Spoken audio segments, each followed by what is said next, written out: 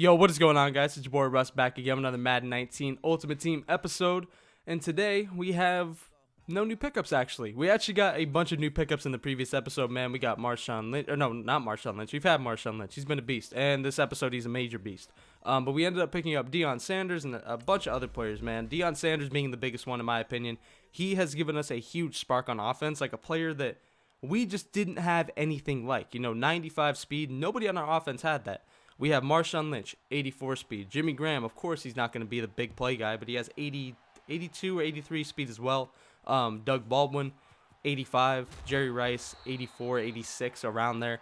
Basically, everybody on our team did not have speed. So Deion Sanders giving us that huge speed burst is obviously insane.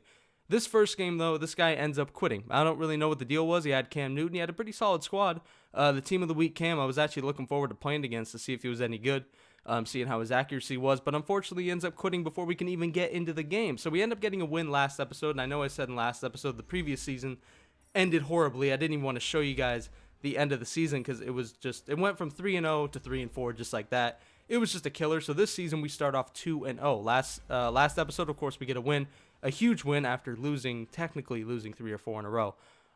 So obviously we get that win, and then we go into this game after the rage quit, and we go against this team. 89 Carson Wentz in his top 3. I couldn't believe it, man. Actually, a team that was worse or, at the level with mine. I think my team was actually better in this case. I mean, that guy's top 3s were all free players that he was given, so who knows who he has on the rest of his team. So I felt confident going into this game, but obviously, man, there's always those guys that it's scheme over team. I mean, that's what I consider myself, even though my scheme is not great. I know my team is not up there, so of course my play calling has to be a lot better than the opponent if I want to win.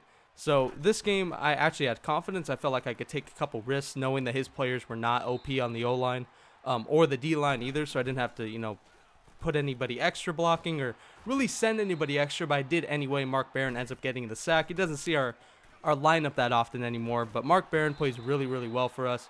And Justin Houston, man, a limited card I ended up just putting in. I wasn't even going to use those limited cards, but I figured, you know what?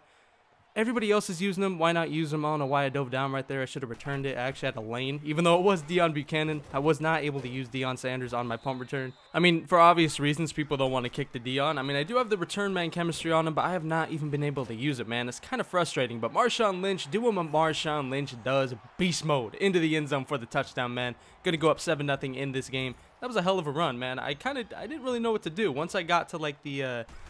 I don't know, like the 10 or 15 yards after I actually broke that run, I wasn't really sure what to do. You guys saw me truck a little bit and completely miss, but the guy couldn't catch up to me. I don't know. Marshawn Lynch, I guess if he trucks air, he can recover pretty quickly. But if he trucks somebody, you're pretty much screwed, actually. Most of the time when Marshawn ends up trucking somebody, you either truck directly through him, which you're fine. Obviously, you're fine if you truck right through somebody. But with power backs, if you do truck, sometimes you'll just get slowed up, but of course right there, he just ran through everybody, and then he missed, and we end up getting in the end zone for a 7-0 lead, and this guy gets on offense. He's hitting, it looks like maybe Jeremy Shockey or Jimmy Graham, maybe. Actually, didn't look big enough for Jimmy Graham. And I think Jimmy Graham has the arm sleeve in this game as well. So I think that was Jeremy Shockey. So he has some decent tight ends. He has Walter Payton.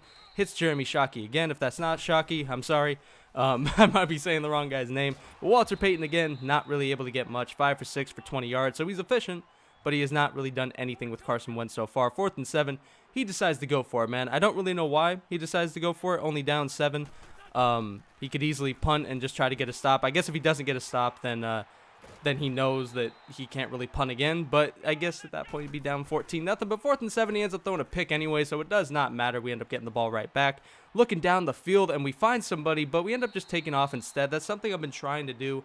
If I do see an open receiver down the field, I seem to miss a lot of those throws where I'm running for such a long time to the outside, as Marshawn Lynch, again, just continues to do what he does. Baby stiff arm, keeps him in bounds, and gets him to the 2-yard line. Gets him to the 2-yard line. There we go. Had to try that sentence again. As we get in for the 1-yard line, man, running it in with Marshawn Lynch. Of course, we're running it in for the 1-yard line with Marshawn Lynch. There has been somebody in the comments that keeps making fun of my Seahawks, man. All right, just because I run it in from the 1-yard line with Marshawn Lynch every time doesn't mean you have to bring up that Super Bowl, okay? Fumble forcer, I'm talking to you. If you're watching this video, stop it. Anyway, man, somebody's been commenting that past couple videos that every time I run in with Marshawn Lynch, it reminds him of the Super Bowl. I don't want to hear that, man. I don't want to hear about the Super Bowl no more. We're past that, okay? We're done. It's 2018 now. Let's just Let bygones be bygones. Let's forget that year. Let's forget that Super Bowl. Let's remember the game before, but let's forget that game and let's move on. Okay, please? Thank you. So anyway, man, this guy ends up pausing real quick, and you think, he's probably going to quit, right? 14-0, second quarter. He just hasn't really gotten anything going. He probably is going to quit. He decides not to, actually. Comes back in the game. He's like, okay, 14-0, 3 minutes left. I still got a full half and some change. Maybe I can get down the field. And I was thinking, at the very least, he would at least run the rest of these downs out, but he actually decides not to. Should have thrown a pick right there. I decided to not click on and just let Sean Taylor try to get the pick because it seems like when I click on, I fuck shit up a lot of the time. But he ends up just dropping it, but this guy ends up quitting on the next down anyway. Why wouldn't you just run 3rd and 4th down? If you couldn't get it on 3rd, why wouldn't you just run 4th down as well? Why would you quit after pausing on 2nd? That doesn't make any sense, man. Why not just run the extra plays? I don't get it. You just got away with a pick or with a drop pick. Why not just chuck it up, see if you can get back in the game? I don't get that, man. Whatever. 3rd and 20, he decides to quit out. I don't get it, but it is what it is. Hope you guys enjoyed the video. Be sure to look out for the next one. And as always, I'm out. Peace.